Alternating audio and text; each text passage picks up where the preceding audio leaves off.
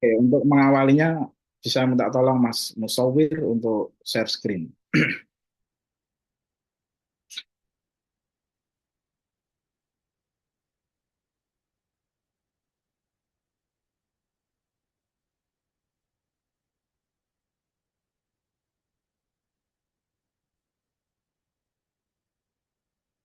Oke. Eh, menguji ulang mushaf ini tentu kalau kita katakan sebagai ujiannya sebagaimana dipahami dalam kenaikan semester, tentu ini tidak tepat ya. Maksudnya menguji ulang mushaf itu bukan lagi kita mempertanyakan dalam hal keabsahan atau menentang tentang doktrin inna nahnu nazzalna dzikra wa inna lahu lahafidhin. Tapi di sini adalah mushaf sebagai bentuk, sebagai tulisan, sebagai wujud yang sampai ke penerbit misalkan Kemenak atau Pentaksi Al-Quran dan kita baca setiap hari. Maksudnya di sini. Tidak sejauh benar dari malaikat atau kemudian turun dari Allah dibawa oleh Al-Amin disampaikan kepada Nabi Muhammad tidak. Tapi di sini hanya sebatas mushaf ini diuji dalam hal historis seperti itu. Tentu pembacaan Shoemaker terhadap isu ini mengajak kita atau mengajak para sarjana muslim yang sudah bertahun-tahun lamanya eh, nalar kritisnya terhadap kajian teks itu sudah akim, sudah mandul karena sudah mendapatkan suatu pembenaran dalam doktrin. Nah, kemudian dibangunkan lagi untuk meninjau kembali dalam hal historisnya ini. Kira-kira seperti itu. Oke, next. Kemudian secara garis besar, memang inti dari pemikiran Shoemaker itu bisa dilihat dari tiga hal. Yang pertama, kanonisasi Al-Quran, kompilasi tradisi, dan kemudian standarisasi politik. Dalam hal kanonisasi Al-Quran, itu seperti yang kita dengarkan sejak dulu duduk di bangku SD, Al-Quran itu memang diturunkan oleh Allah kepada Nabi Muhammad, yang mana Nabi Muhammad tidak menulis dan tidak membukukannya. Langsung wahyu tersebut disampaikan secara gradual, secara sesuai kebutuhan, ya kan? Yang mana kebutuhan tersebut kemudian direspon oleh sahabat sampai Rasulullah SAW wafat. Kemudian banyak para hafid, para hufat yang meninggal. Ada yang kejadian mengikuti jihad, ada yang perang dan sebagainya. Kemudian pada masa Khalifah Abu Bakar sudah mulai ada keresahan. Ini kalau semua hafid, para hamil Quran meninggal. Kemudian bagaimana cara menjaga Al-Quran ini bisa sampai pada generasi selanjutnya. Nah, kemudian hal ini diyakini mushaf yang sempurna, yang tertulis secara utuh, itu adalah di masa Khalifah Utsmani. Maka kita sering ada istilah Rasul Utsmani, karena yang mana mushaf tersebut adalah dibukukan pada masa Khalifah Utsman. Nah, kemudian Shoemaker di sini sangat menentang, yang mana kanonisasi ini terjadi pada masa Khalifah Abdul Malik, sekitar abad ke-7, ke-7 Masehi.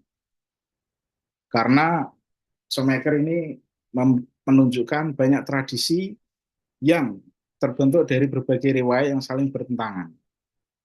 Kayak misalkan pada zamannya Khalifah ini ada beberapa riwayat.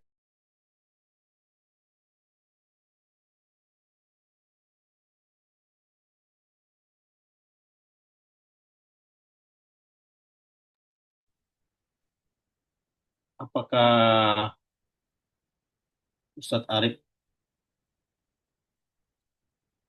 Mungkati Sepertinya beliau mandek, Pak.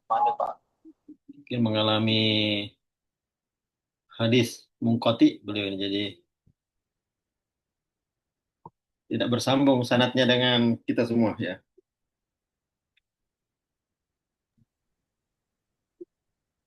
Tapi masih ada di ini Pak, masih ada di apa namanya? Di, di ruang Zoom. Ya, tapi freeze ya. Oh, udah Mental, gitu. mental beliau mental. Udah hilang. Mental lagi ya. Tadi saya mental juga, sekarang beliau yang mental. Bukti kalau Quran dijaga. Waduh, maaf, saya cuma moderator ya. Saya nggak mau tahu, nggak tahu-tahu saya nih pokoknya.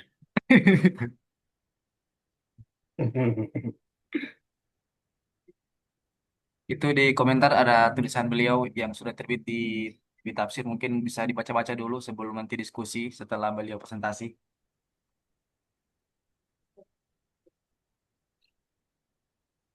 Udah masuk Terkait lagi, tema masuk lagi. terkait tema malam ini. Ya, silakan langsung dilanjutkan, Ustadz Arif.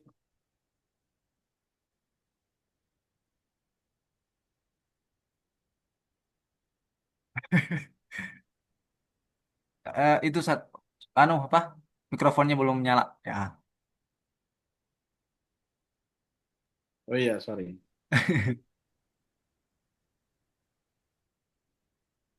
Sudah jelas ya?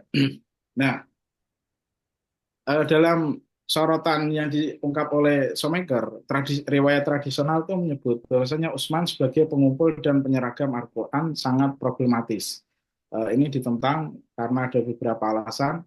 Yang pertama, sumber-sumber awal Islam itu penuh dengan kontradiksi tentang siapa yang pertama kali mengumpulkan Al-Quran, terus siapa yang kemudian meletakkan pertama itu surat Al-Fatihah dalam urutan seperti yang kita lihat dan seterusnya. Terus bukti yang kedua itu bukti yang muncul secara eksternal, yaitu baik dari manuskrip maupun catatan-catatan sejarah yang lain. Termasuk nanti ini dalam pembahasan terakhir dalam bukunya itu juga memasukkan sebuah apa namanya penelitian dalam hal karbon, kertas yang dipakai dalam beberapa mushaf yang tersimpan kayak misalkan di Topkapi dan sebagainya itu sangat berbeda sekali dengan klaim-klaim yang disampaikan pada zamannya Khalifah Utsman bin Affan itu. Nah, kemudian dengan bantahan kedua ini yang disampaikan oleh Shoemaker, justru dia lebih tertarik, lebih punya sebuah kayak kesimpulan gitu, yang mana yang lebih tepatnya itu ada di bawah kendali Abdul Malik dan Al-Hajjaj Yusuf. Ini lebih tepatnya pada generasi ini, yang mana dia juga menunjukkan kedua tokoh ini sangat aktif dalam proyek ideologis untuk membangun identitas Islam yang kuat dan berbeda dari Kristen Yahudi. Misalkan seperti halnya untuk mereformasi administrasi, terus kemudian eh, penyebaran simbol-simbol keagamaan yang menekankan terhadap keunikan atau ciri khas dalam Islam itu sendiri. Ini adalah salah satu yang dipakai oleh Shoemaker terhadap bantahan masa klasik pada dinasti Khalifah Utsman bin Affan. Yang kedua yaitu terjadi terhadap kompilasi tradisi. Ini mungkin kalau dalam bahasanya apa namanya Abu Zaid itu adalah Muntit Sakofi, karena memang tradisi dalam Al-Quran itu atau kompilasi yang ada dalam Al-Quran itu terbentuk dari beberapa tradisi keagamaan sebelumnya, keagamaan lisan dan tertulis dari pengikut Nabi. Jadi ini adalah salah satu terbentuknya mushaf Al-Quran. Terus yang ketiga yaitu standarisasi politik. Tentu mungkin kalau kita bawa isu sekarang, kenapa penterjemah Al-Quran setiap masa, contohnya misalkan di kementerian, itu memiliki standar yang berbeda. Nah, itu secara simpel orang mengatakan karena itu politik. Tapi terbukti iya apa enggak itu kan ada perlu diskusi ilmiah yang lain. Cuman secara gampang orang bilang, oh itu politiknya kemenangan. Entah itu proyek atau dan sebagainya. Nah, ini tidak beda jauh dengan tuduhan Shoemaker terhadap Al-Quran. yaitu standarisasi mushaf resmi terjadi melalui intervensi politik negara Umayyah. Nah, dalam generasi Bani Umayyah, Al-Hajjaj ini juga dikenal sebagai seorang katib, sebagai administrator yang disiplin dan represif. Karena dia dikaitkan dengan distribusinya terhadap mushaf itu sangat banyak sekali, termasuk penyebarannya sampai ke Kufah, Basrah, Damaskus, dan Mekah. Maka dalam beberapa data yang dia temukan bahwasanya peran Hajjaj terhadap pengembangan mushaf ini sangat baik sekali. Termasuk dia memperbaiki khotnya, terus menambahkan seperti tanda baca, mengoreksi bacaan, dan sebagainya. Nah, hal-hal ini itu ditangkap oleh Shoemaker itu sebagai seperti bawahannya Menteri Umayyah yang memiliki visi atau misi besar terhadap penyebaran Al-Quran sampai ke Kufah, Basrah, dan sebagainya. Seperti itu. Nanti ini bisa kita kritisi. Terus berikutnya, kita simpul dulu ya, nanti lebih banyak diskusi. Nah, tentu berbeda. Ketika dulu kita belajar tentang nuzulul wahyi, itu dengan doktrin, dengan hadis, dan sebagainya.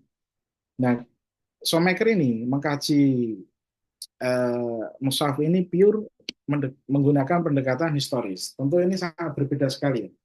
Ketika kita berdiskusi dengan seseorang atau misalkan kita memposisikan sebagai insider, kemudian Shoemaker ini outsider, kalau sudah membatasi diri kita meninggalkan doktrin agama, maka tidak ada titik temunya. Nah, maka di sini kita harus membuka diri. Pendekatan yang dia pakai itu adalah pendekatan kritik historis. Di antaranya yaitu menolak riwayat tradisional dan mendasarkan diri pada sumber klasik dan skeptis. Termasuk kayak hadis ini ditolak. Padahal selama ini kita menggunakan riwayat Imam Bukhari itu ya, dan seterusnya. Nah, ini bagi dia udah nggak menarik dan ditolak. Maka di sini tidak perlu kita perdebatkan karena memang sudah ranah kepercayaan. Mungkin nanti yang bisa kita angkat, bisa up itu terkait tentang kodifikasinya. Terus yang kedua yaitu menggunakan hermeneutika kecurigaan. Ya ini sama seperti mungkin sebagian umat muslim atau ulama yang mengalami fase ini yaitu Al-Ghazali. Jadi untuk mencari kebenarannya itu diawali dengan pertanyaan benar atau salah dan sebagainya. Ini juga diantaranya tadi. Terus yang ketiga yaitu konteks interdisipliner, yaitu Al-Quran dipahami sebagai produk sejarah panjang, dipengaruhi budaya, agama, dan ekonomi Mediterania Persia. Tentu hal-hal ini itu tidak pure murni dari pemikiran Shoemaker, yang mana ketiga pendekatan yang dia gunakan itu terpengaruh oleh beberapa sarjanawan, para beberapa orientalis yang fokus mengkaji Al-Quran. Di antaranya yaitu slide berikutnya kayaknya. Next. Itu ada beberapa, di antaranya yaitu ada John Westbrook. Ini. Jadi yang membuat hipotesa Shoemaker terhadap teks Al-Quran ini diantaranya yaitu Westbrook. Yang mana Westbrook ini melihat teks tersebut sebagai late antiquity. Ini terjadi bukan karena respon terhadap Mekah Madinah atau pada waktu itu adalah Hijaz, tapi tradisi peninggalan Persia atau apa itu sekarang Palestina dan sebagainya. Artinya respon ini muncul itu sebagai pelengkap atau sebagai isu yang melanjutkan dalam tradisi Bible, dalam tradisi Injil dan sebagainya. Ini tentu pengaruh yang ditimbulkan oleh Shoemaker itu adalah warisan dari Westbrook. Terus kemudian juga pemikiran dari Michael Cook. yaitu skeptis narasi tradisional seperti yang poin kedua tadi. Terus Christoph Lonsenberg itu juga yang mewarisi dari ketiga pemikirannya tadi. Nah, ini kalau kita lihat, memang pure yang dia gunakan itu adalah pendekatan historis. Tentu historis ini tidak pure dari kodifikasi sejarah yang dia pakai, tapi beberapa teks yang dicontohkan atau yang direspon oleh Al-Quran itu memang mengarah kepada beberapa tradisi Syria misalnya, tradisi Aramaik dan sebagainya. Jadi memang satu simpel atau ada satu kasus yang terjadi dalam Al-Quran kemudian itu dipukul rata gitu. Jadi dia melihat apa ya, kalau dalam istilahnya ada satu yang kecil kemudian digeneralisir gitu. Kira-kira seperti itu. Berikutnya, next elemen berikutnya. Nah, ini tentu bacaan yang digunakan oleh Shoemaker ini itu ada suatu yang baru ya. Baru bukan berarti belum terlintas atau apa ya. Mungkin ada satu disiplin ilmu yang dipakai untuk mengkaji biblical studies, kemudian ditarik dalam Quranic studies.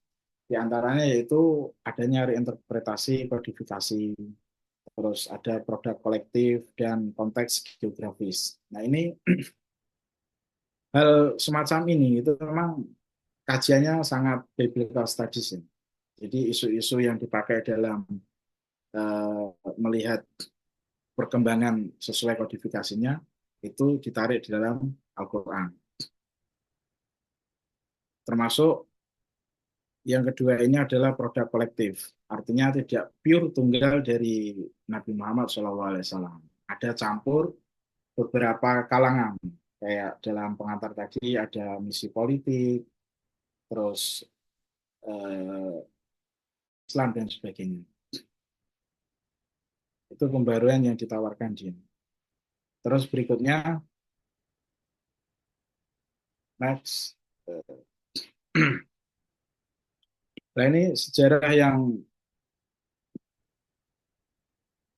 panjang yang mengakibatkan sampai pada titik ada istilah kritik historis. Ini diawali dari pembentukan tekstual. Jadi Al-Quran terbentuk melalui proses sejarah panjang, interaksi, adaptasi, dan asimilasi tradisi lain. Ini satu sisi memang kita membenarkan dalam arti wujudnya Al-Quran bisa dibaca sampai sekarang itu kan melalui proses yang panjang. Dulu mushaf atau teks yang ditulis hanya berupa huruf, tidak ada nuqtoh, tidak ada titik, tidak ada harokat. Bahkan sampai sekarang sudah ada namanya simbol-simbol dalam bacaan atau ilmu tajwid. Nah, ini tentu mengalami proses yang sangat panjang. Nah, hal demikian ini Shoemaker melihat sebagai salah satu isu studi Quran dalam hal kritis historis. Artinya ada beberapa celah yang mana misalkan contohnya riwayat.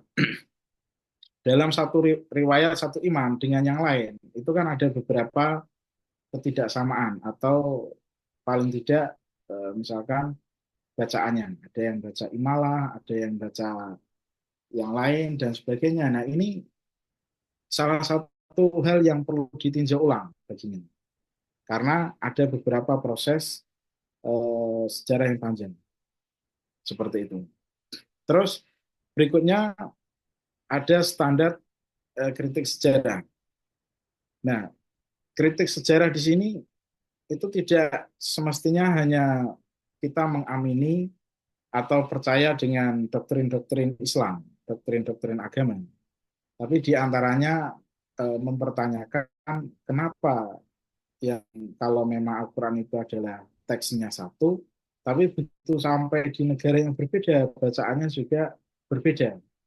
Termasuk ada beberapa kesalahan atau mungkin baginya ketidaksamaan, yang satu membaca bil khafdi, satunya dengan birafi, ada alaihim, ada alaihum dan sebagainya. Ya tentu bagi sarjana muslim seperti mahasiswa PTIG mungkin itu adalah hal yang tidak sangat fatal, ya kan? Baik dibaca him atau hum itu artinya sama, yaitu sebagai kata ganti. Tapi bagi dia hal ini harus diperketat dalam sejarahnya karena ada ketidaksamaan dengan riwayat sebelumnya dengan yang baru. Terus yang terakhir yaitu kitab suci kuno terakhir. Tentu ini adalah mewarisi dari pemikirannya John Wansbrook tadi.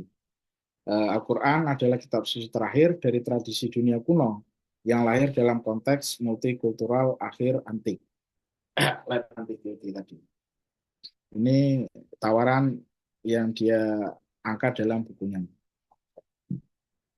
Next, berikutnya Mas Musawir. Kita persingkat. Nah, ini seperti yang saya singgung tadi di awal, memang pemikiran Shoemaker ini kalau kita bawa ke ranah dunia pesantren, dunia yang mana kepercayaan teman-teman itu sudah mapan, maka akan sangat radikal sekali dianggap mengacak-acak tradisi lama yang sudah mapan.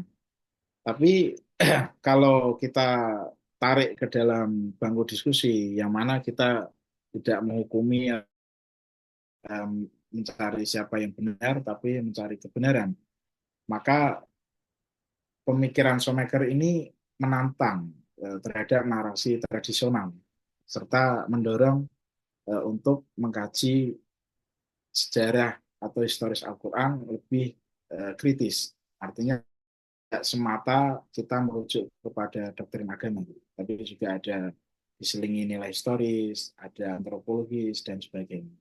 Ini implikasinya dalam Quranic Studies. Berikutnya,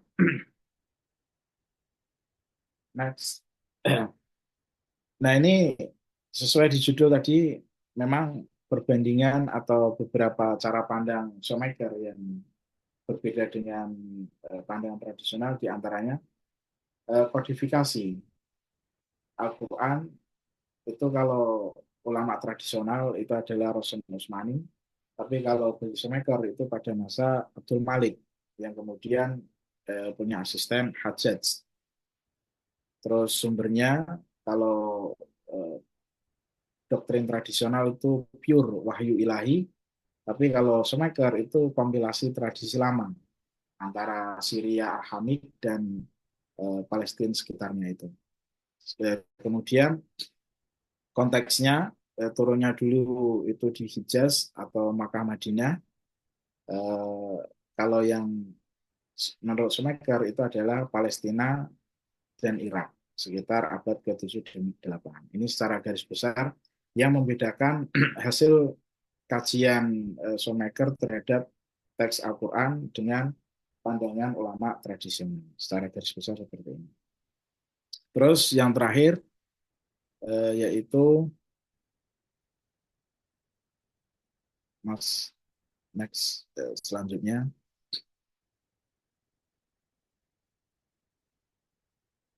Ya ini sebagai sebagai apa namanya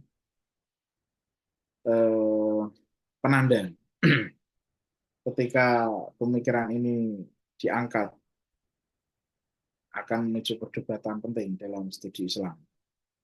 Maka untuk menjawab tuduhan atau mengimbangi idenya Shoemaker, tentu kita membutuhkan penelitian yang lebih panjang karena memang dibutuhkan juga tidak hanya sebagai bukti naskah kuno, manuskrip dan sebagainya, tapi juga adanya laboratorium terhadap manuskrip tersebut.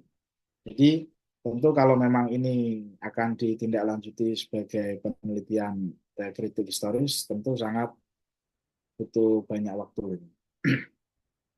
Itu. Terakhir, selanjutnya, ya kesimpulannya seperti sudah dipaparkan secara garis besar itu Al-Quran dikodifikasi lebih lambat dari narasi tradisional, yang mana narasi tradisional pada masa Khalifah, terus ini adalah masa Abdul Malik. Terus yang kemudian Al-Quran adalah produk kompilasi tradisi dan standarisasi politik.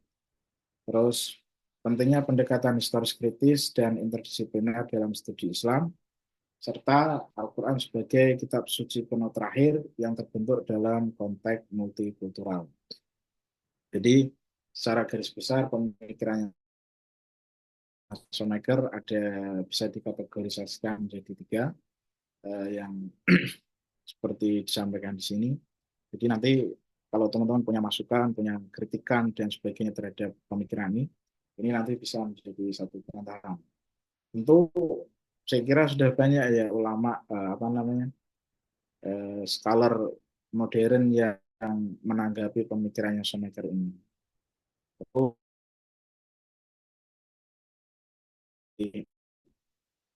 Belum diangkat tentang Schoenmaker ini nanti bisa kita diskusikan untuk menjadi penelitian berikutnya.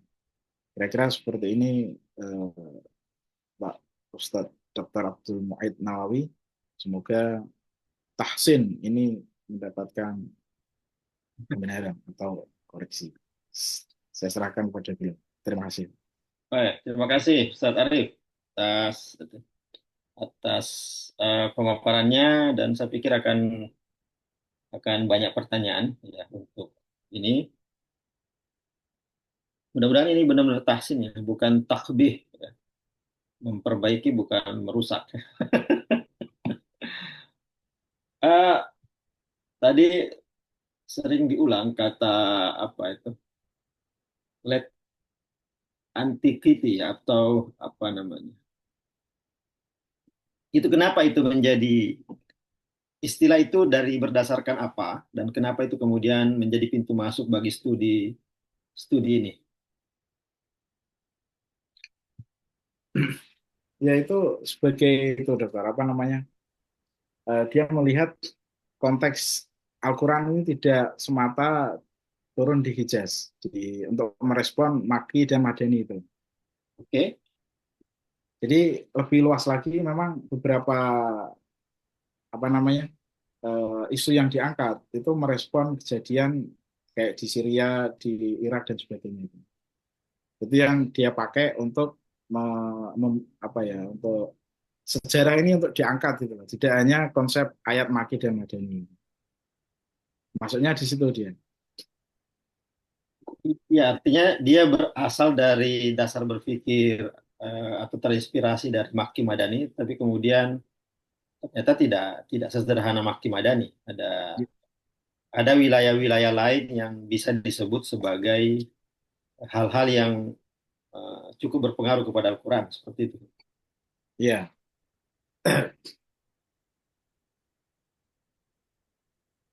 Oke, kalau misalnya tadi juga disebut tentang apa,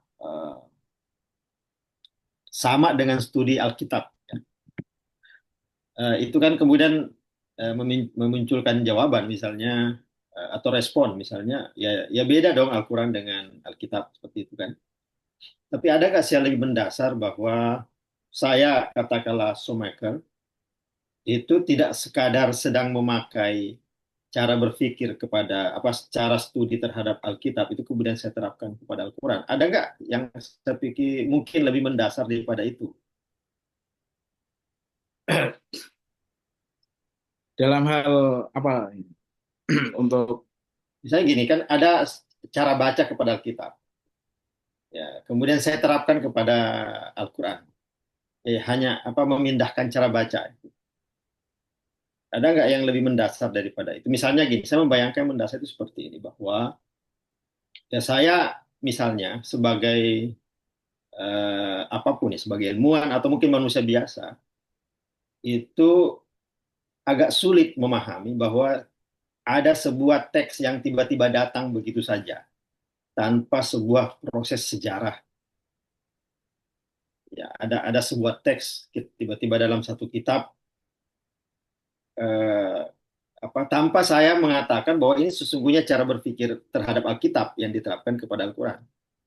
Saya misalnya hanya mengatakan begini, saya sulit memahami bagaimana sebuah teks tiba-tiba hadir di hadapan saya tanpa sebuah proses sejarah. Dan karena saya sulit memahaminya, maka saya mencari penjelasan proses sejarah apa yang membentuk sehingga hadir kitab suci Al-Quran di hadapan saya saat ini. Itu yang saya maksud, jangan-jangan itu lebih mendasar daripada bahwa saya hanya memindahkan cara baca terhadap Alkitab atau cara studi terhadap Alkitab dipindahkan kepada cara studi terhadap Al-Quran sehingga mendapatkan penolakan dari orang karena mengatakan ya jangan diterapkan dong karena ini sesuatu yang berbeda ya kayak gitu. Ya, memang untuk selama ini kan untuk Quran study sendiri kayak di lembaga pesantren misalkan, itu kan fokus mengkajinya kan tentang terus sabab nuzul, terus perbedaan rawi, riwayat dan sebagainya. Nah, dalam tradisi biblical studies itu kan termasuk kayak misalkan untuk mempertanyakan sejarah, pengulangan kejadian dan sebagainya itu kan ada gitu loh. Nah, mungkin dalam tradisi ini itu dibawa untuk mengkaji Al-Quran, maka terpengaruh dengan istilah studi Bible gitu. Ya memang secara apa ya, secara manusiawi atau secara sarjana sangat mungkin sekali ketika kita ingin mempertanyakan keberadaan teks tersebut. Yang mana teks itu kan nggak mungkin muncul tiba-tiba. Nah, keaslian atau kemunculan teks ini itu yang jarang disinggung oleh para mufasir atau dalam hal ini kaul ulama tradisional itu. Itu yang diangkat. Ya, jarang diangkat karena memang cara berpikir itu tidak ada. Jadi cukup menerima bahwa teks suci ini tiba-tiba hadir begitu saja tanpa sebuah proses sejarah. Ya. Bahkan kalau ada proses sejarah yang turut campur terhadap kehadiran kitab suci itu dianggap sebagai penistaan ya terhadap kitab suci itu. Oke, kita coba melihat ke pertanyaan masuk. Apa perbedaan dari Ustadz Zulfi? Apa perbedaan pemikiran Schumacher dengan pemikiran revisionis sebelumnya seperti Wansbrough?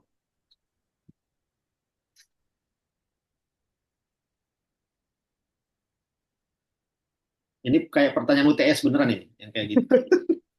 Jadi kalau Ustadz Arif Anang bisa jawab, lulus UTS-nya. Kalau enggak, berarti enggak lulus UTS. Iya, ini pertanyaan UTS. UTS-nya baru selesai udah UTS lagi ini. Nilainya belum keluar, UTS lagi. Kayaknya belum keluar ini. Belum bisa Seingatnya aja, seingatnya aja. Aduh, saya sorry apa. Ya, memang perbedaan secara apa namanya, secara garis besar, Wansbrook itu kan lebih fokus mengkaji teks keagamaan, tidak hanya Al-Quran, tapi semua teks-teks suci agama di dunia, termasuk agama besar itu dengan kesimpulan istilahnya late antiquity itu. Nah, kemudian Shoemaker lebih banyak karena dia tidak hanya mengkombin pemikirannya John Wadsworth. Jadi kalau ditanya perbedaan pemikiran Shoemaker dengan Wansbrough, satu sisi justru Shoemaker itu terpengaruh oleh Wansbrough dalam hal late antiquity. Tapi kalau perbedaannya tentu ada dua poin yang dia tawarkan tadi terhadap revitalisasi Quranic Studies itu tidak dijamah oleh Wansbrough. Seperti itu. Saya kira sudah lolos UTS ini. Oke, ini pertanyaan dari Abu Zar Al-Ghifari. Ya. Tentang apa ya, otentisitas. Ya. Bagaimana studi seperti ini kemudian berpengaruh kepada otentisitas mushaf itu sendiri. Atau mungkin definisi otentik itu apa sih dalam hal ini? Apakah ini gugatan kepada otentisitas atau apa? Studi semacam ini. Ustaz Arif. Putus lagi ya Ustaz Arif ya? Iya, Pak. Kayaknya lagi apa jaringannya beliau. Soalnya lagi jaringannya kurang. ngumpul-ngumpul soalnya di ruang tamu itu, Pak. Itu kayak lagi mikir beliau, Pak. Ya,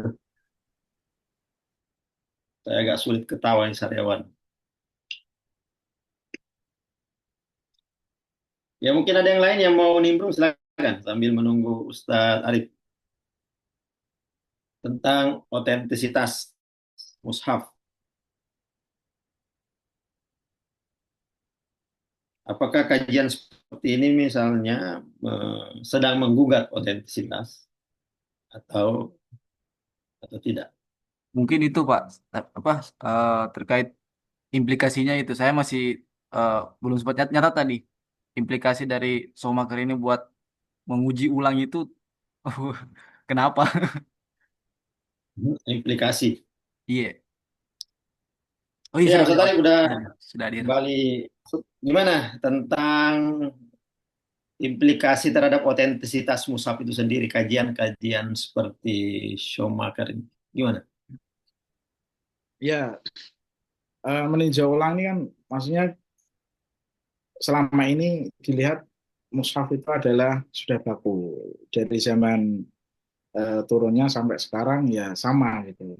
Kemudian Schomaker itu meninjau ulang apakah doktrin ini tuh benar apa berbeda dengan yang ada di lapangan. Maka dalam hal argumen atau untuk membangun kegelisahan dia itu kan yang diangkat kan diantaranya pembuktian secara karbon kertas yang dia pakai itu. Terus yang kemudian adanya kesenjangan antara beberapa rawi, beberapa riwayat yang ada. Terus diantaranya konteks atau sejarah turunnya Al-Quran, yang mana dalam tradisi lama itu adalah fokus di wilayah Hijaz, tapi bagi dia tidak. Jadi meninjau ulangnya di situ. Apa dasar berpikirnya bahwa bukan hanya di Hijaz? Untuk hal ini adalah warisan budaya. Cuman secara detail saya belum menemukan dalam bukunya itu, maksudnya budaya apa yang khusus yang memiliki ciri khas itu adalah warisan dalam non Hijaz sih. Tapi secara garis besar dia bilangnya apa warisan yang ada itu lebih luas dari sekedar Maki dan Madani. Nah ini tentu menjadi salah satu uh, apa ya gap kesenjangan ilmiah yang mana bisa kita teliti untuk diskusi berikutnya. Oh ya, Ustaz Tarik, bisa nggak saya mengatakan begini? Schumacher ini sungguhnya tidak terlalu jauh beda dengan selama ini yang dipahami. Selama ini misalnya kita menerima memahami bahwa mushaf Rasem Usmani lah yang menjadi mushaf kita. Dan itu tertulis di kitab suci Al-Quran biasanya ada di rumah misalnya tertulis di situ Rasem Usmani. Kemudian Schumacher kemudian mengatakan itu bukan Rasem Usmani, tapi itu adalah Rasem Abdul Maliki misalnya. Jadi dia ya, terbentuknya di era yang jauh lebih belakangan.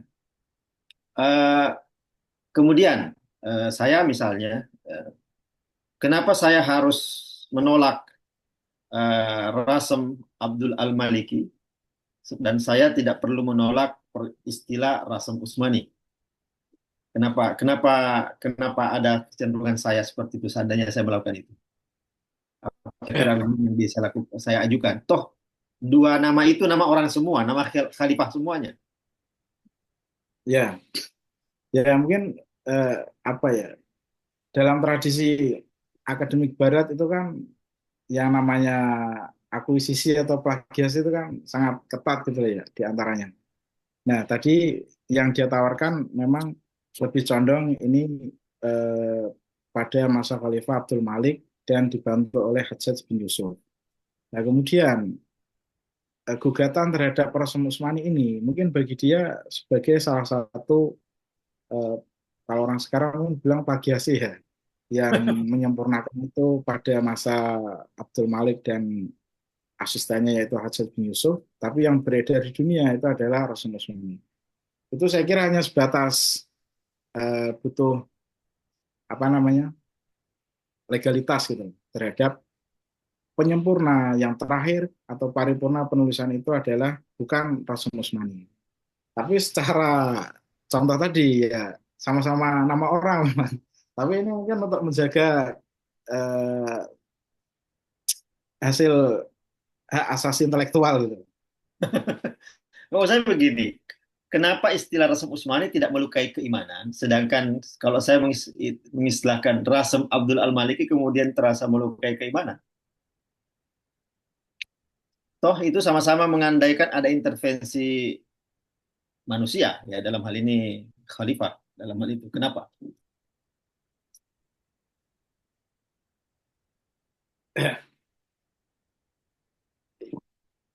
Itu untuk lebih jauh kan apa ya di awal di masa khalifah itu semacam kayak zamannya Khalifah Utsman bin Affan.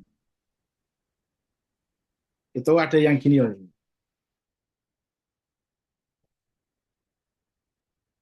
Putus lagi nih kan.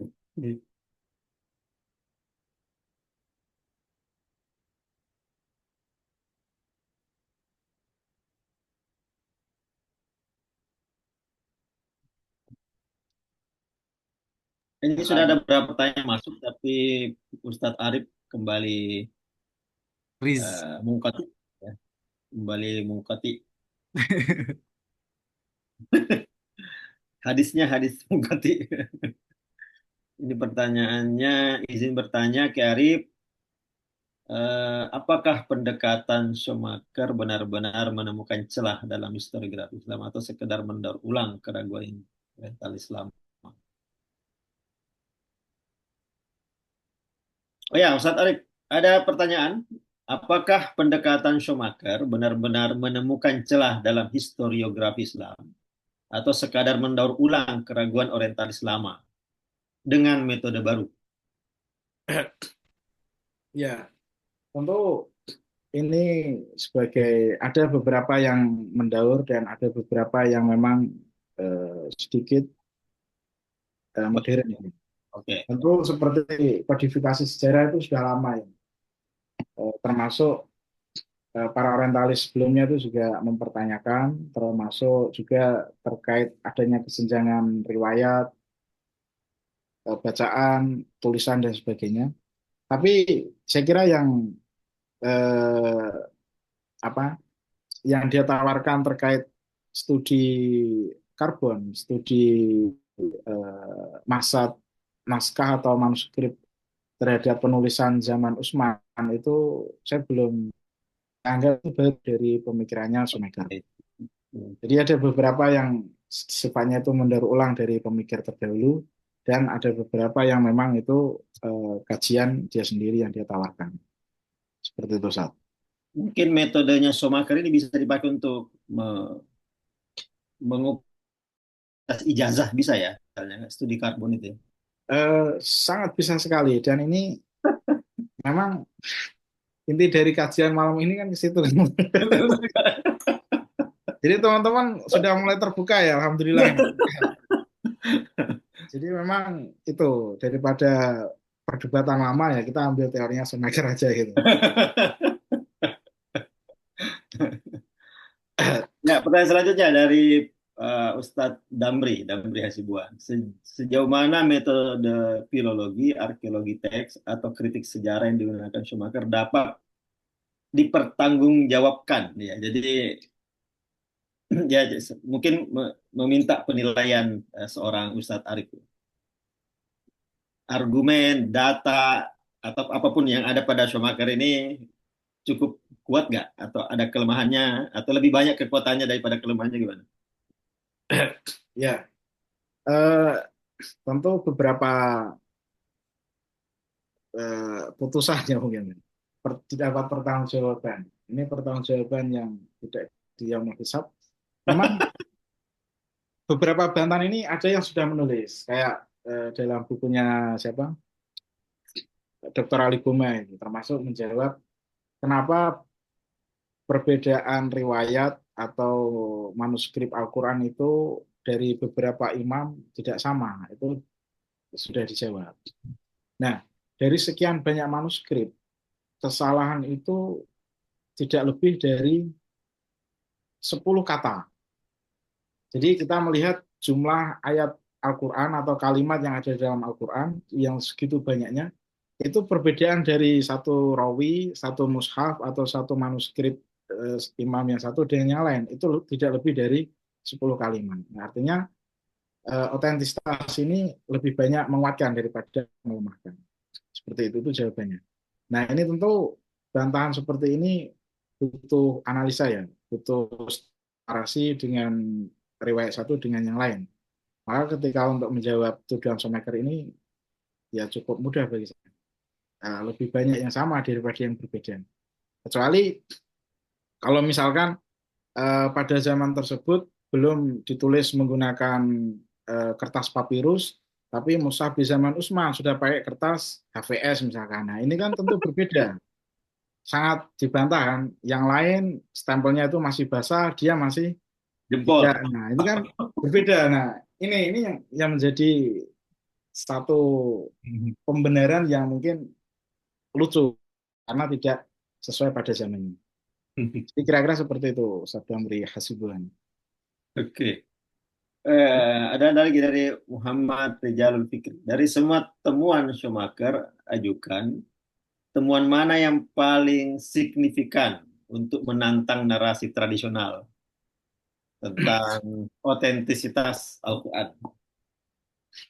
Ya, bagi saya yang paling menarik, yang masih menjadi pertanyaan dan mungkin menjadi penelitian berikutnya, itu adalah menjawab terhadap Quran, apa namanya, Maki dan Madani tersebut. Respon terhadap Al-Quran, respon Al-Quran itu tidak hanya terfokus pada budaya Hijaz, tapi juga mewarisi agama-agama sebelumnya, budaya-budaya sebelumnya. Nah, tentu kalau kita bawa, berarti ada kemungkinan menemukan tipologi ayat selain Makkiyah dan Madaniyah. Bisa jadi Palestinia atau Syriania misalnya. Nah, ini menjadi tantangan yang sangat berbeda dan menarik gitu loh untuk menjadi satu penelitian khusus dalam ruang ilmiah. Kira-kira seperti itu. Nah, adapun kayak pengujian karbon dan sebagainya, ini tentu lebih tepatnya kan apa? Kita menggandeng dengan ahlinya, ya, Roy Suryo atau siapa misalkan. Nah, itu kan lebih pakar ke teks kertasnya kan. Nah, ini tentu sudah keluar dari jalur kita sebagai Muslim scholar yang fokus di Quran Studies. Tapi lebih ke kayak kimiawan yang bisa menjelaskan apakah memang kertas ini pada zaman Utsman atau zaman Abdul Malik bin Marwan dan sebagainya. Nah, ini tentu keluar dari tema kita karena itu hanya untuk membuktikan timing kodifikasi sejarah. Tapi kalau untuk ranah kajian studi, ya saya kira itu terkait pembatasan Maki dan Madani. Itu kira-kira Ustaz. Oke, sebelum ke Muhammad Ra ya, Muhammad Ra. Katakanlah ada orang-orang seperti Schumacher. Kemudian di sisi lain ada orang-orang seperti saya yang menolak Schumacher karena meyakini bahwa inna apa namanya nazalnal Qur'an dzikra wa inna lahu lahafizun misalnya. Mungkin orang-orang seperti saya itu mampu mencari celah di antara argumen-argumen yang ditawarkan Schumacher. Misalnya argumen A ada kelemahannya, B ada kelemahannya. Tadi disebut ada 3 argumen itu, misalnya masing-masing ada kelemahannya, sehingga dalam satu titik saya bisa membantah semua. Tapi mungkin saya punya pekerjaan berat yang lain. Bisakah saya membuktikan bahwa Al-Quran memang tidak seperti yang diduga Schumacher, benar-benar dari sana misalnya.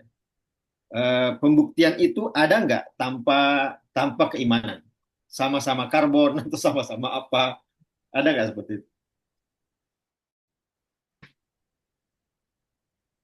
Yang secara garis besar tidak ada sih. Jadi Kalau tidak ada kan jadi problem juga itu. Jadi kita hanya ya, membantah tapi tidak bisa membangun argumen baru kan? ya benar. Nah makanya ketika diberikan doktrin, memang kajian ini eh, sangat kontradiktif seperti tadi saya bilang. Tapi ketika untuk mencari atau menanggapi sebuah isu yang dia lempar, saya kira bisa. Karena memang toh bagi kita ya mungkin apa sih pentingnya kertas karbon dan sebagainya gitu. Kecuali kalau kertas karbon itu merugikan 2 juta warga ya itu mungkin beda lagi ceritanya kan. Nah tapi karena sudah tidak ada yang mempertanyakan, di antaranya orang Muslim sendiri sudah tidak mempermasalahkan, terus dari beberapa umat Muslim yang berada di negara yang berbeda itu tidak saling mengeklaim Al-Quran yang paling benar adalah yang diterbitkan di Indonesia. Sementara Arab menolak dan sebagainya tidak. Saya kira tidak perlu sedetail itu. Kecuali kalau memang masing-masing negara mengeklaim yang paling benar ini di Indonesia. Mesir itu belakangan.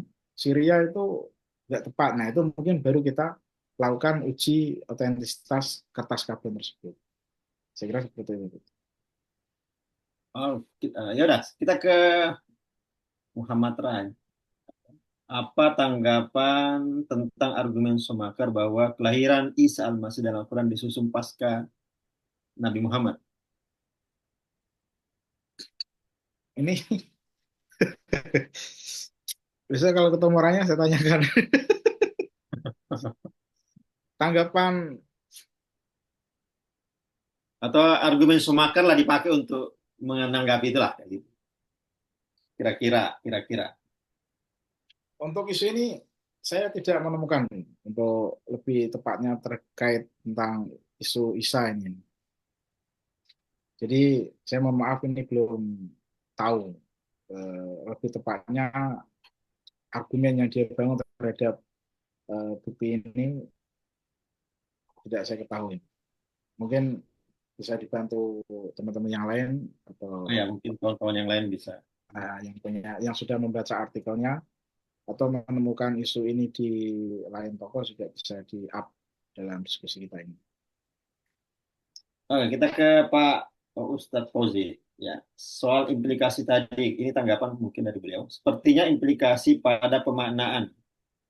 Ya, misalnya frase Abu Lahab atau Hammalat al-Hatab atau Furqan harusnya dimaknai sesuai dengan apa yang dipahami di era late antiquity, bukan dengan pendekatan bahasa Arab yang kembali ke mujarradnya.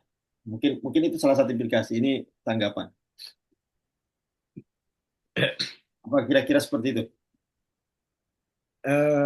Ya, indikasi termasuk apa? Tadi contohnya hamalah al-hatab dan sebagainya. Memang kalau eh, secara ringkasnya yang tidak termasuk tradisi Hijaz itu kan contoh atau hal-hal yang disampaikan dalam Al-Quran itu kayak misalkan minuman-minuman anggur dan sebagainya. Itu saja secara eksplisit yang disampaikan oleh Shoemaker dalam bukunya. Dia menolak konteks ini tidak hanya dari Hijaz, tapi dari tradisi sebelumnya. Itu diantaranya ya contoh-contohnya itu. Kayak misalkan menjamu apa namanya? Ada istilah minuman dari anggur dan sebagainya. Gitu. Ya tentu minuman ini itu kan tidak pure dari Arab saja. Sebelumnya kan juga sudah ada dan disinggung oleh kitab-kitab Bible dan sebagainya. Nah, mungkin lagi-lagi ini semacam kayak ingin mempertanyakan gitu. Bahwasanya Al-Quran itu tidak pure 100% hanya menanggapi atau merespon isu Arab pada waktu itu. Tapi juga memasukkan beberapa tradisi yang sudah diulas oleh kitab sebelumnya dimasukkan dalam Al-Quran. Jadi hanya seperti itu untuk dia menolak bahwasanya tidak hanya fokus di Hijaz. Ya begini Ustadz Arif ya. Kesan saya kepada misalnya membaca atau belajar ulumul Quran, ya, terlihat bahwa eh, apa nasi mansukh lah, makiyah madaniyah dan seterusnya itu seperti ya kesan saya, tapi bisa saja sangat mungkin salah karena saya tidak mendalami hal ini.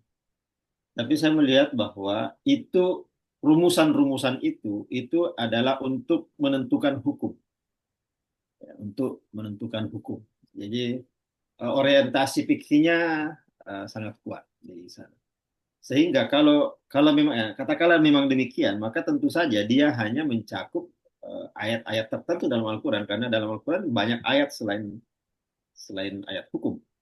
Jadi apakah gayanya tawarannya Schumacher ini bisa membuat ulumul Quran ini sedikit banyak keluar dari tempurung hukum ini dalam dalam memahami Al-Quran. Toh kenyataannya Al-Quran juga tidak hanya tentang hukum kan.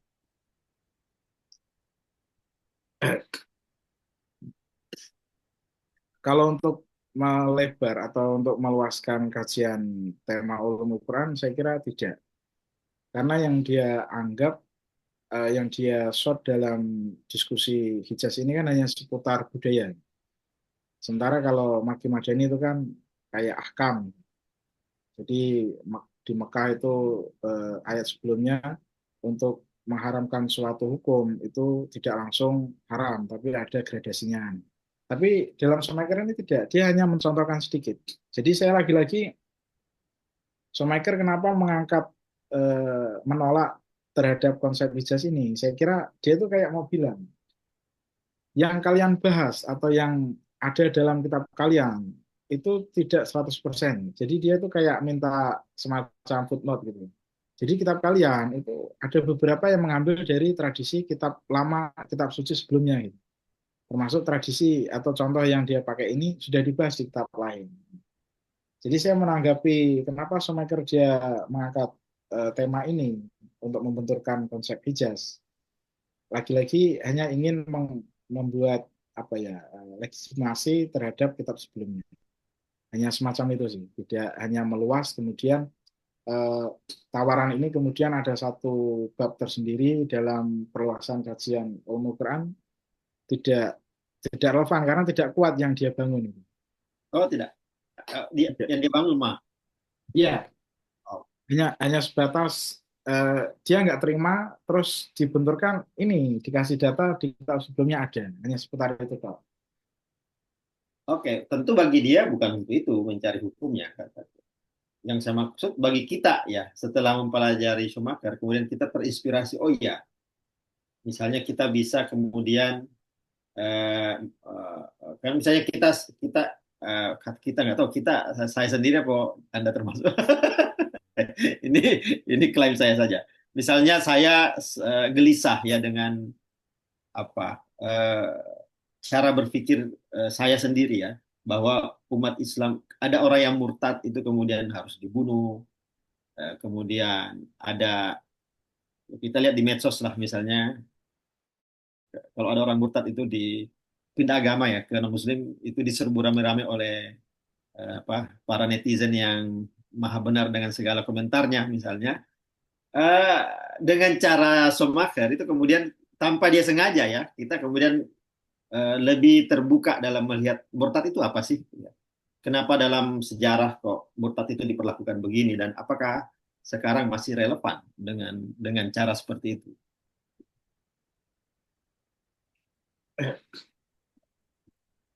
Ini untuk cara pandang yang pakai pendekatan apa ini? Schumacher aja, kalau Schumacher tidak bisa ya sampai sana, tidak sampai sana. Eh, dalam hal ini tidak sampai membuat kodifikasi terhadap ini relevan pada waktu ini, kasus ini relevan untuk ini, belum sampai ke situ. Jadi Tidak ada. dia untuk apa namanya timing yang dia temukan itu adalah tradisi yang sebelumnya sudah ada gitu. Ya timingnya di situ bahwa ini mirip dengan sebelumnya, ya dengan tradisi-tradisi lain yang sebelumnya. Eh, Sini ada Pak Dr. Muhammad Mulyani, mungkin ada yang mau disampaikan karena menunjukkan wajahnya atau tidak, hanya mau tabaruk aja. Oke, Silakan. makasih Pak Murid. Saya ikut nimbrung malam ini. Bisa terdengar suara saya? Ya, jelas, silakan. Ya, saya pengen komentar dari sudut pandang bacaan-bacaan saya, gitu ya. Karena saya nggak baca Schumacher tadi dan nggak ngikutin dari awal juga. Eh, Kalau kita lihat apa nama itu, kita bertanya apa problemnya kalau memang Schumacher menuntut ada catatan kaki tadi.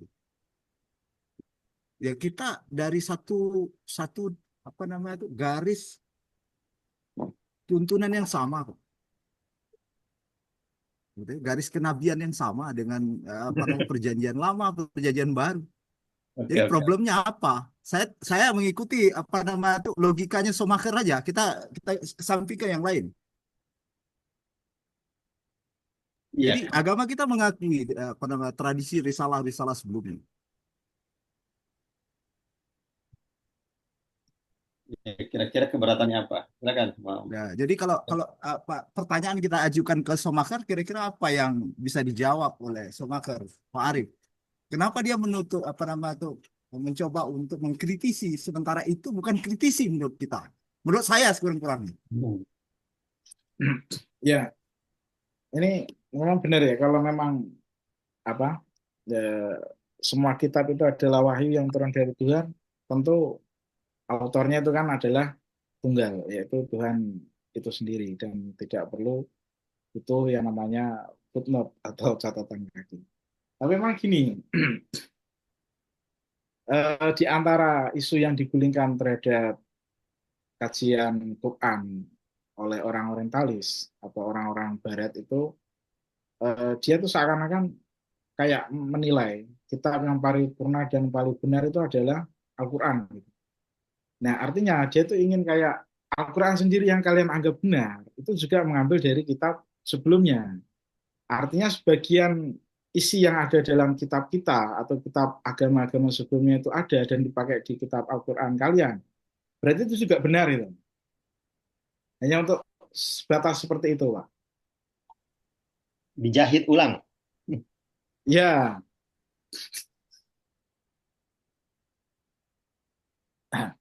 nah mungkin Pak Mulyana ada satu logika lagi yang memang dianggap cacat terhadap isunya Shoemaker tersebut, yang memang menarik untuk kita kritisi. Kali ada. Atau itu bukti bahwa Al-Quran itu musaddiqan. Lima apa ini? Sampai Jadi apa ini? ya kata-katanya diambil kan. Hukumnya ada yang masih dilanjutkan misalnya. Berarti kan ya pembuktian musaddiqan itu di situ. Jadi musaddiqan ini bukan omon-omon saja, benar-benar lihat, benar-benar dibuktikan.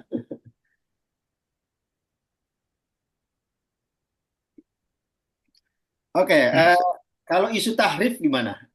Apa apa Somaker sampai ingin mengatakan, oke, kitab kami mengalami tahrif, ternyata kitab Anda juga mengalami tahrif, misalnya.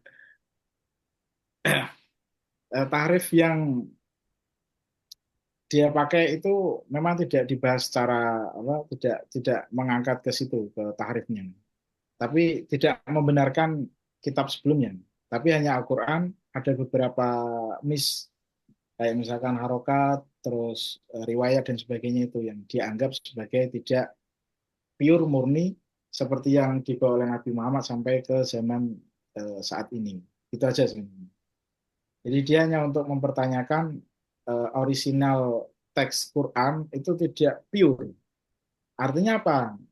Kitab yang dianggap murni itu juga mengalami perbedaan. Nah, Oke. maka kalau yang lain itu dianggap kayak misalkan dalam konsili itu eh, apa penafsiran itu dianggap tahrif dan sebagainya. Nah, penulisan dalam Al-Quran sendiri juga sudah berbeda. Gitu. Hanya mengkritisi dari segi itu aja. Ya, tapi ya itu salah satu kekuatan argumen siapa Somaker, tapi sekaligus mungkin dianggap sebagai kelemahannya karena ternyata sebanyak-banyaknya tahrif tadi cuma berapa? 10 kata atau Tidak sampai sampai 10. kan? Jadi ya katakan itu Ya. kekuatan argumennya sekaligus menjadi titik kelemahan kalau dikatakan bahwa ternyata tidak banyak-banyak amat ya. Nah, ini Ahmad Musau. Oh ya, Muhammad Ra melanjutkan. Menurut saya argumen inti Schumacher adalah multiple authorship-nya Al-Quran. Schumacher meyakini bahwa Al-Quran tidak disusun oleh Muhammad, meskipun sebagian besar isinya memang bersumber dari Muhammad. Begitukah inti Eh, argumennya Schumacher? Al-Quran ini multiple authorship. ya, kayak tadi itu memang multi apa multi author.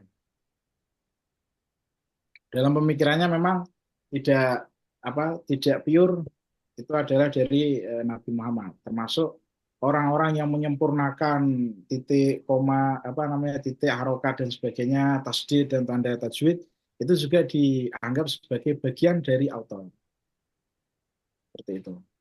Jadi autornya tidak tunggal Nabi Muhammad, tapi orang-orang yang menyempurnakan mushaf tersebut itu adalah dikategorikan sebagai autor bagi Somaker. Itu. Oke, mungkin kita bertemu dengan beberapa argumen dari Schumacher, kemudian berjumpa dengan kesimpulan-kesimpulan sebagai konsekuensi dari argumen itu. Mungkin kita tidak setuju dengan kesimpulannya, mungkin juga kita tidak setuju dengan argumennya. Tapi satu hal yang pasti bahwa eh, pertanyaan-pertanyaannya itu yang justru menarik ya. Jadi dia mempertanyakan hal-hal yang mungkin terlewatkan ya oleh kesarjanaan Muslim, tapi kemudian dia mempertanyakan itu. Eh, Kalau misalnya kita tidak ingin mempertanyakan hal yang sama, tapi paling tidak kreativitas dalam bertanya itu mungkin kita bisa belajar dari orang-orang seperti mereka agar agar kita bisa bikin disertasi dan tesis. Soalnya kalau kita nggak punya pertanyaan, mau bagaimana mau bikin tesis dan bagaimana mau bikin disertasi atau bahkan mau bikin makalah juga susah kalau kita tidak punya pertanyaan. Ya mungkin kita tidak sepakat dengan pertanyaannya, tapi kita harus bikin pertanyaan baru yang tidak mengulang yang lama. Ya, mungkin kita sudah sampai di akhir pertemuan. Ustadz Alang, silakan menyampaikan eh, bukan kata-kata terakhir ya, ya penutup aja. Kata penutup untuk pertemuan ini. Silakan. Ya, ini kata-kata saya bukan kata-kata terakhir ya, hanya sebagai pemantik karena memang awal dari munculnya ide ini itu berasal dari tulisan di IB Tafsir yang memang ini pernah saya diskusikan dengan Pak Mu'i di kelas, kemudian kalau bisa ditulis kemudian dikirim ke IB biar banyak yang membaca. Dan kemudian dihubungi oleh admin untuk diangkat diskusi. Nah, dalam beberapa uh, tema yang saya angkat di IB itu memang belum sepenuhnya mengangkat atau mendeskripsikan pemikirannya Shoemaker. Maka untuk edisi selanjutnya saya juga akan melanjutkan terhadap pemikiran Shoemaker ini. Tentu tidak lepas dari kritikan saya pribadi terhadap dia. Karena ini baru jilid pertama, jadi saya hanya mendeskripsikan secara umum. Terus kemudian akan ada lagi yang lain.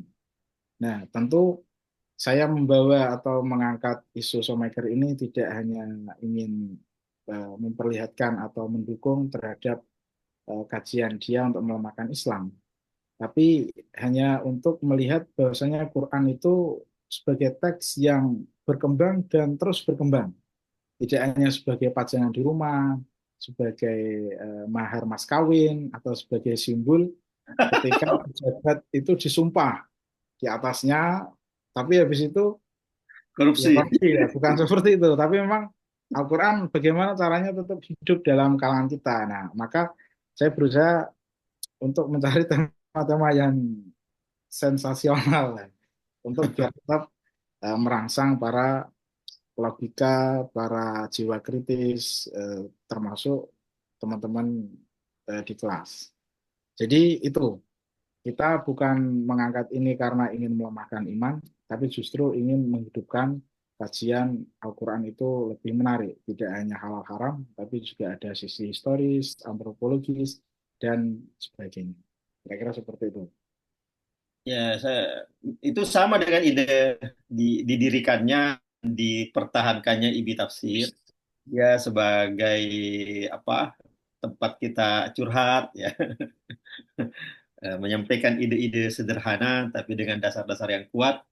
Tidak seberat jurnal yang terbit di Scopus misalnya, tapi tidak juga omon-omon saja, karena ada Mas Alif yang akan memarahi kita kalau kita ngasal doang ngomongnya. Sekaligus mengundang Ustadz Dr. Muhammad Mulyani, mungkin bisa nimbrung di tulisan-tulisannya di Ibnu Tafsir. Silakan kita tunggu. Saat ini Ibnu Tafsir termasuk situs yang cukup bertahan untuk mengapresiasi tulisan kawan-kawannya, dan cukup serius membacanya untuk terbit atau tidak. Ada satu yang kurang, ada dua yang kurang dari Ibnu Tafsir. Pertama adalah belum ada tulisan yang berpolemik, ya. Belum ada. Mereka masih menganut adat ke-NU-an, ya, saling menghormati. Jadi, mereka tidak saling mengkritik satu sama lain. Jadi tidak muncul ada polemik, misalnya Ustadz Arif mengkritik tulis sebelumnya. Saya ingat dulu waktu masih era koran, ya, belum ada internet. Di UIN Ciputat masih namanya IAIN dulu. Itu sering ada polemik, ya, antara si A sampai redakturnya bilang, ini adalah tulisan terakhir, kami tidak akan menerima, tidak melanjutkan polemik ini. Kadang bukan cuma 2 orang, ada 3 sampai 4 orang di hal yang sama. Dan di Ibnu Tafsir tidak terjadi itu. Mungkin itu sesuatu yang baik, ya, biar nggak berantem.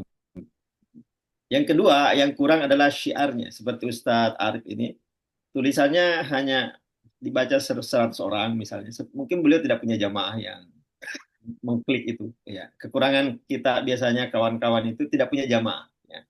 Beda sama Felix Shaw, dia punya jamaah. Kalau dia punya tulisan itu bisa langsung 2.000 langsung yang klik, ya. Mereka punya kekuatan itu yang saya pikir kita perlu iri dengan orang-orang seperti itu. Yang sampai saya pernah bilang, kalau kelompok itu punya IG, Pak Kures punya IG, kira-kira follower yang banyak siapa? Pak Kures pasti kalah lah. Dan kita tidak mengatakan itu buruk, itu justru baik, kan? Ya, berarti kita punya kegagalan untuk menembus itu, ya, menembus wilayah-wilayah itu. Apa kegagalan di bahasa atau di metodologi, kita nggak tahu. Saya kira terima kasih kepada Pak Arif Al-Anang atas luang waktu dan pemikiran nimbrung bersama kami.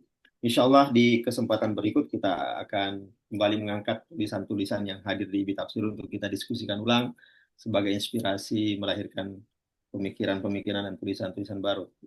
Terima kasih khusus Dr. Muhammad Mulyani. Ya. Beliau ini bimbingan saya di disertasi beliau. Tidak saya bimbing sih, saya langsung tanda tangan aja. Nggak berani saya menanggapi sih, ya. Terima kasih. Hanya ini saja. Jadi saya pembimbing administratif, ya, bukan substansial, ya. Sebagaimana Logikanya banyak, demokrasi, Pak. bagaimana demokrasi di negara kan demokrasi prosedural, ya, tidak substansial. Begitulah bimbingan saya kepada Muhammad, ya. Dan yang lain kawan-kawan, terima kasih setelah hadir. Mudah-mudahan masih terus bersama kami untuk acara-acara selanjutnya. Saya ucapkan Assalamualaikum warahmatullahi wabarakatuh.